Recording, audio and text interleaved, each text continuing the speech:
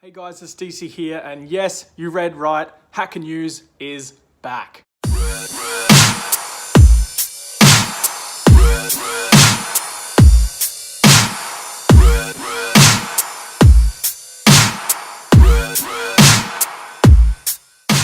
So, I've got Hacker News back, I've got a new format, and anyway, it doesn't matter, let's jump straight in. Here we go. First news story of the day is Steam zero-day vulnerability affects over 100 million users. Hectic. So basically the entire Steam community. Let's get into the article. The popular Steam game client for Windows has a zero-day privilege escalation vulnerability that allows an attacker with limited permissions to run a program as an admin. Wonderful. Privileged escalation vulnerabilities are bugs that enable a user with limited rights to launch an executable with elevated or admin privileges. Yep, as Steam has over 100 million registered users and millions of them playing at a time, like I just said, pretty much the entire Steam community, that could be a serious risk that could be abused by malware to perform a variety of unwanted actions. So it goes on here to say a whole bunch of information about the vulnerability. Some guy called Felix was analyzing a Windows service and found out the vulnerability was in the user group, which essentially is anyone that's logged in. There's some details here, and I'll put a link to this article in the description as well if you want to have a read over the gory details. So Valve still haven't repaired the vulnerability, which is a little bit worrying because it means anyone out there who knows how to exploit this vulnerability could potentially gain access to your account if they have access to your computer. So it's a pretty serious problem and probably something that should be looked at, and I'm sure Valve will be looking at getting that fixed in the next couple of days. Next story.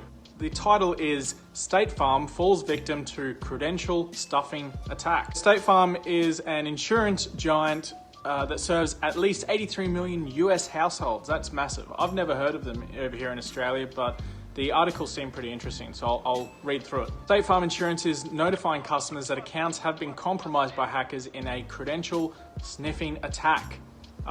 Credential stuffing is accomplished by hackers who take advantage of users who often reuse the same passwords across multiple online accounts. This is exactly why you should use a password manager. I myself personally use 1Password, but there's 1,000 of them out there. There's LastPass, 1Pass, you name it. There's heaps of them out there, so take your pick on whichever one you like best, and please actually use it. In the notification, the insurance giant said that it reset user passwords after it recently detected an information security incident which a bad actor used a list of user IDs and passwords obtained from other source. So like the dark web, attempt to access StateFarm online accounts. During our investigation, we determined that the bad actor possessed the user ID and password for your StateFarm online account. So it's unclear how many customer accounts the attacker was able to access, but StateFarm has reported that it services 83 million policies and accounts in the US. So I'd say it's fairly safe to say, without them actually giving away the details, that they gained access to pretty much everyone, which is pretty bad, or at least a large amount. And they're not going to say how many because in the US you don't have to, and legally that's a good way to go about it, because if they said everyone had been taken over, then they would have to pay out a shitload of money. So their advice is to not reuse the same password for multiple online accounts, because then if someone has your email address and that 1Password and they just try it against multiple services, for example, they would get into your emails and then just search your email for account or password or username, and then they'd see what the username is for that account and then try that on multiple different websites and services and collect a lot of data about you and then potentially sell it on the dark web or just use it for whatever means they want to use it for. So don't use the same damn password for everything, please. Next story, again from Bleeping Computer, we have Avaya VoIP phones harbored 10-year-old vulnerability. Without getting into this article yet, I used to work on Avaya VoIP systems and specifically their switches, because the client that I was working with wasn't prepared to pay more money for the Cisco system. So they bought Avaya switches and the full Avaya VoIP setup to roll out at multiple venues. And Avaya at the time was good, it was cheap, and that was probably about 10 years ago now actually. But anyway, I guess you get what you pay for, but I'm sure Cisco has their own raft of vulnerabilities as well. Let's get into the article. Vulnerability leading to remote code execution survived for 10 years in some Avaya VoIP phones used by 90% of the Fortune 100 companies. So it's not just this one company that I did some work for, it's pretty common equipment. And the CLI is very similar to a Cisco iOS. So if you ever use one, you'll sort of notice that it's built on the same sort of commands, and it's very much the same sort of product. It's just a more affordable version, right? The bug was reported in 2009 in open source software implemented in Avaya's firmware, but it went unnoticed until security researchers analyzed the product. An attacker exploiting this flaw could essentially hijack the affected device and extract conversations from the speakerphone. That's pretty bad. Oh God, so it was CVE 2009. So the CVE was released in 2009 and exploit it by sending a malicious DHCP response. The result is a crash or remote code execution with root privileges. So you would then get root access to that phone. You can record and make calls if you want, and you control that device completely.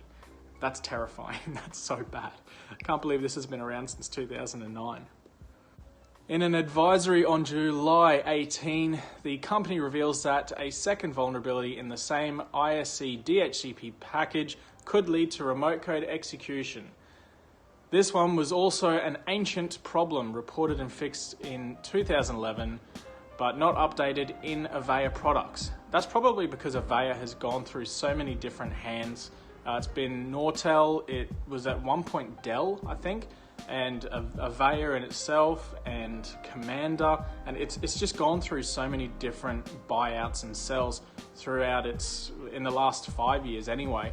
I'm not surprised that they just haven't done anything about it. They're probably like, whatever, it's done, product's out of warranty, forget about it. Still pretty bad though. If anyone out there has Avaya, you should probably have a look at this and maybe include some firewall rules on your VoIP system so that you can monitor these sort of attacks coming through, because I'm sure with this article being released, there's going to be an increase in attacks of this kind. Actually, yeah, it says here in the article, Avaya's strong recommendation is to use firewalls, access control lists, and physical security to protect the assets on the network.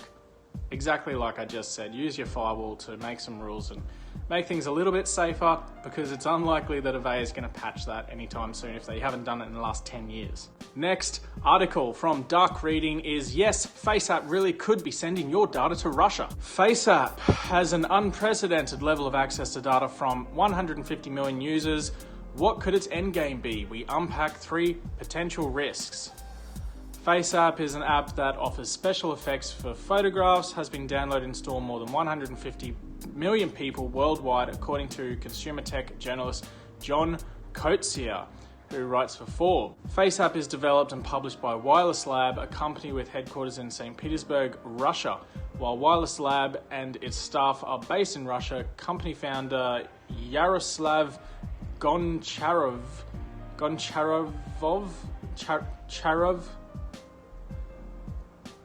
told Forbes that all the app storage and cloud resources are in the US and that the data collected by the app is hosted in the US, not Russia. Because FaceApp has such close ties to Russia, American political officials have raised concern about the overall security of the app, but the potential issues go beyond where the data is hosted. Of course American officials do that, that's what they do.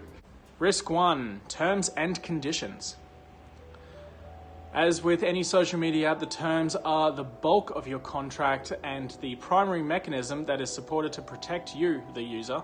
But terms are also a way for companies to indicate what they anticipate they'll do with your information in the future, often long before actually acting on these plans. So there's a list of different items here under its terms and conditions that you should probably look at, because it does eventually reserve the right to host the data in any country it chooses, which is probably why the American officials said, yeah, it might be in the US now, but you can move it whenever you want.